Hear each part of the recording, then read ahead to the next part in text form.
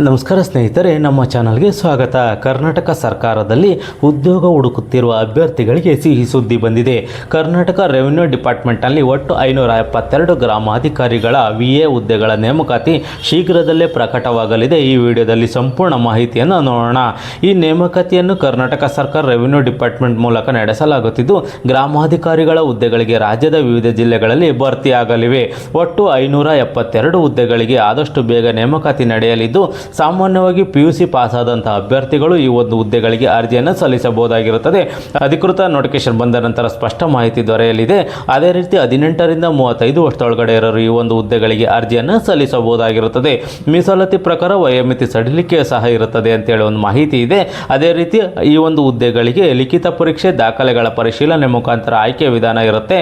VA ಹುದ್ದೆಗಳಿಗೆ ಸಾಮಾನ್ಯವಾಗಿ ಉತ್ತಮ ವೇತನ ನೀಡಲಾಗುವುದು ಅಂತೇಳಿ ಒಂದು ಮಾಹಿತಿಯನ್ನು ಸಹ ಇವರು ನೀಡಿದ್ದಾರೆ. ಅದೇ ರೀತಿ ಈ ಒಂದು ಹುದ್ದೆಗಳಿಗೆ ಸಂಬಂಧಪಟ್ಟಂತೆ ಇದು ಅಪ್ಕಮಿಂಗ್ ನೋಟಿಫಿಕೇಶನ್ ಆಗಿದ್ದು, ಅಧಿಕೃತ ನೋಟಿಫಿಕೇಶನ್ ಶೀಘ್ರದಲ್ಲೇ ಬಿಡುಗಡೆಯಾಗಬಹುದು. ಆದ್ದರಿಂದ ಎಲ್ಲ ಅಭ್ಯರ್ಥಿಗಳು ಈ ಒಂದು ಹುದ್ದೆಗಳಿಗೆ ಅರ್ಜಿಯನ್ನು ಸಲ್ಲಿಸಬೇಕು ಅನ್ಕೊಂಡಿರೋ ಅಭ್ಯರ್ಥಿಗಳು ಈಗಲಿಂದಲೇ ಸಿದ್ಧರಾಗಿರಿ. ಇಂತಹ ಉದ್ಯೋಗದ ಮಾಹಿತಿಗಾಗಿ ನಮ್ಮ ಚಾನಲನ್ನು ಸಬ್ಸ್ಕ್ರೈಬ್ ಮಾಡಿ, ವಿಡಿಯೋ ಲೈಕ್ ಮಾಡಿ ಹಾಗೂ ನಿಮ್ಮ ಸ್ನೇಹಿತರ ಜೊತೆ ಹಂಚಿಕೊಳ್ಳಿ. ಧನ್ಯವಾದಗಳು.